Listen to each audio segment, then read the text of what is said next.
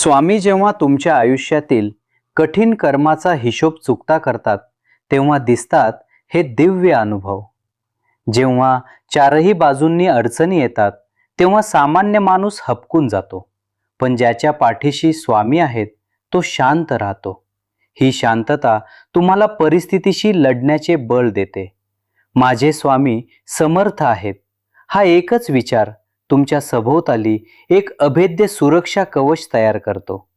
अनेकदा आपण मोहापायी किंवा कोणाच्या सांगण्यावरून चुकीच्या कामात गुंतवणूक करणार असतो किंवा चुकीच्या व्यक्तीवर विश्वास ठेवणार असतो. अशा वेळी अचानक काहीतरी अडथळा येतो आणि ते काम थांबते. नंतर समजते की त्यात मोठे नुकसान होते.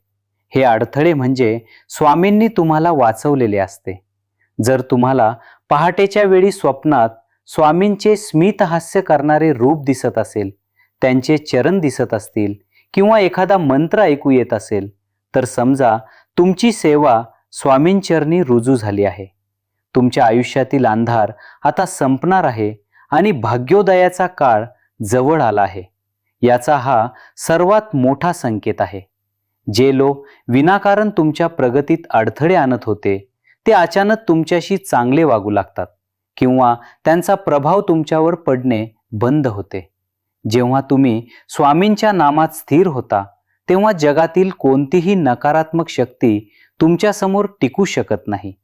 जेव्हा तुम्हाला वाटते की आता कोणीही मदतीला नाही, तेव्हा साक्षात स्वामी एखाद्या अनोळखी व्यक्तीच्या रूपाने तुमच्या मदतीला धावून येतात.